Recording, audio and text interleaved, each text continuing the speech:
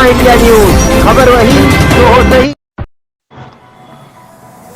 मलाड मालवनी इलाके में अपनी क्लाइंट महिला के साथ एडवोकेट ने की शर्मनाक हरकत। महिला एडवोकेट के पास प्रॉपर्टी के केस के लिए गई थी, जिसके थोड़े दिनों बाद एडवोकेट ने उसे शादी के लिए अप्रोच किया। विक्टिम महिला ने उसे एक्सेप्ट कर लिया था और दोनों ने कोर्ट मैरिज का प्लान बनाया था।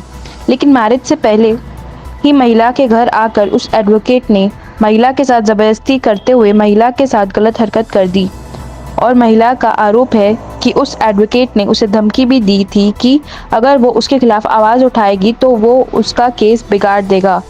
विक्टिम महिला शादी के लिए इसलिए राज़ी हुई थी क्योंकि उसे उम्रा के लिए जाना था और वो महरम की तलाश कर रही थी।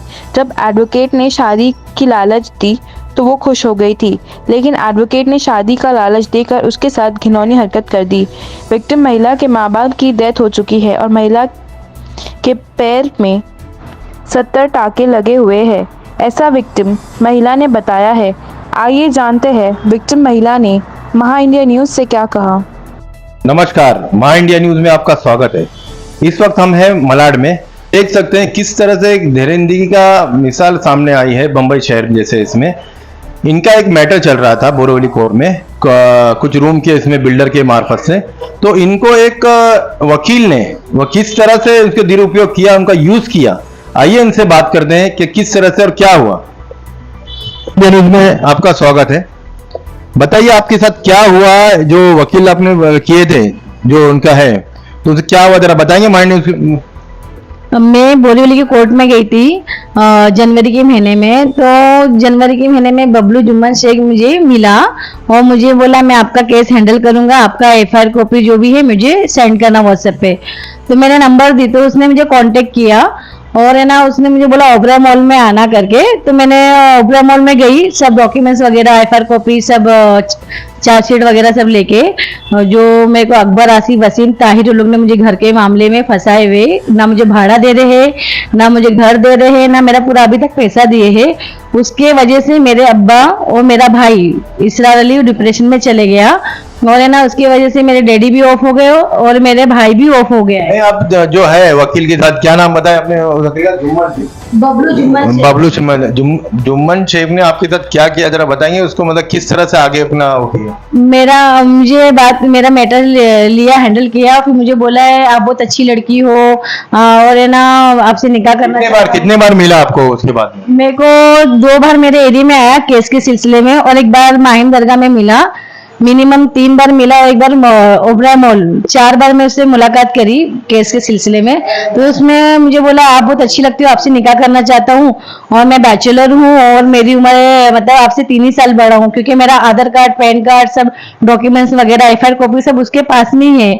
और है ना उसने वो निकाह बोला ना, तो फिर मैं आगे बढ़ी, मिली अच्छा लड़का है और बैचलर भी है और मैं इससे शादी करूंगी तो मेरे समाज में इज्जत रिस्पेक्ट होगी, इसकी वजह से मैंने उसको हाँ बोली। और है ना ये फरवरी के महीने में बातचीत चली हुई मेरी और मार्च के महीने में इसने घर पे रिश्ता लाया 5 तारीख को और बोला मेरी अम्मी और मेरा भाई, भाभी और मेरे भाई की लड़की आमीना, वो लोग आ रहे हैं घर पे, खाना बना के रखना। तो मैंने लोग के लिए सबके लिए खाना बना के रखी और रिश्ते की बात करने के लिए, क्योंकि मुझे बोला यही महीने में शादी करूंगा कोर्ट मैरिज करके। तो अभी क्या उनके घर वाले आए थे उस दिन सब सामने? नहीं आए सर, वो टाइम पे नहीं आए। वो जब ये घर पे आया बोलता मैं 12 बजे तक आऊंगा। तो मिली 12 बजे तक मेरा खाना नहीं बनेगा, थोड़ा लेट आना। तो मिली 2 बजे के बाद आना। तो ये उस दिन 4:30 बजे आया और घर पे आया और पहला रिश्ता था। फिर मैं बोली अभी क्या करूं मैं, तो मैंने उसको बोली तुम्हारी अम्मी कहाँ है? तो बोलती दवा खाने में, लोग बाद में आएंगे करके। और घर में आ गया। घर में आया तो दस्तरखान रखा था खाने का, तो मैं उधर बिठाई, खाना वाना खिलाए और जैसे खाना हो गया तो मैं एम्प्टी प्लेट है ना मैं किचन में रखने गई। तो उसके बाद मेरा हाथ खींचा और मेरे साथ में इसने गलत किया।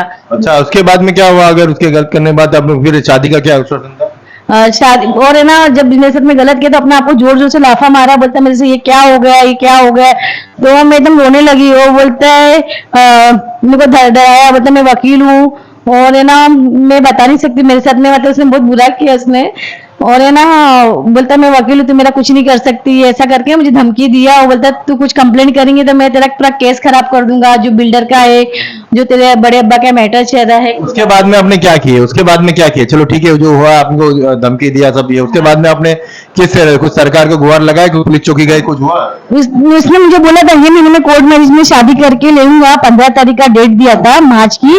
और मेरी अभी तक जिंदगी खराब हो गई, अब मैं क्या करूं। और मैं सबको बोल के रखी थी अपने रिलेटिव वाले लोगों को, मैं ये महीने में शादी कर रही हूँ, कोर्ट मैरिज, वकील है लड़का।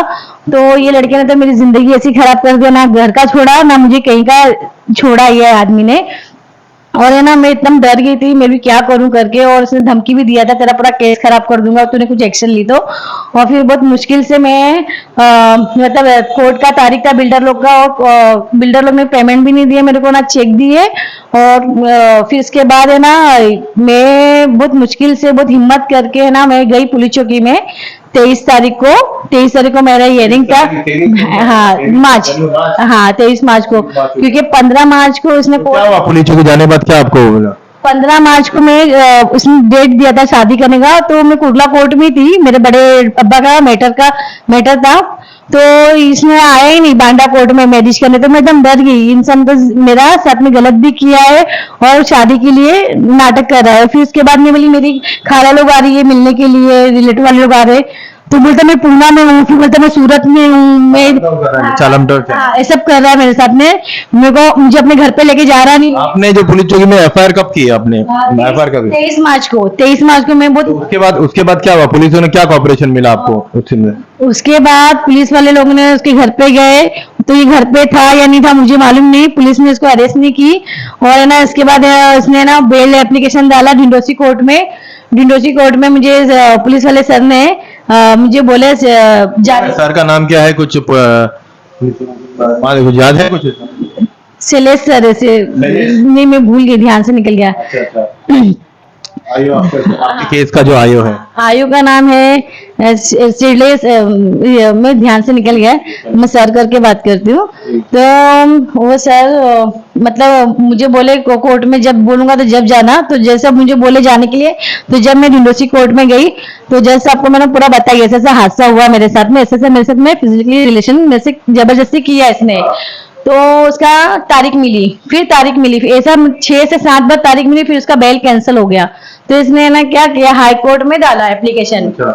जब हाई कोर्ट में डाला तो जब मुझे मालूम पड़ा ये शादीशुदा है, मैरिड है, और ये मेरे से 10 साल बड़ा है, तो मैं एकदम जमीन से ना मेरी पैर हिल गया पूरा, क्योंकि इतना बड़ा फ्रॉड किया मेरे साथ में शादी। आपको पता नहीं था कि इसकी शादी हुई, ना वैसे कुछ बच्चे हैं, इसके परिवार है, कुछ नहीं मालूम? सर मुझे कुछ भी नहीं पता ये शादीशुदा है, ये कितने बच्चे हैं, या इसी काम करता है, ऐसे चीटे करता है, क्योंकि मेरे को इंसाफ चाहिए। ना जाने मेरी जैसी लड़की लोगों को कितने लोगों को फंसाएगा ये वक्त। आप अभी क्या चाहते हैं सरकार से, और न्यूज चैनल के माध्यम से आपने जो मीडिया के सामने आए हैं, तो उसके लिए क्या चाहते हैं आप? मैं अपने हक में इंसाफ चाहती हूँ, मेरे साथ में गलत हुआ है, मुझे इंसाफ चाहिए।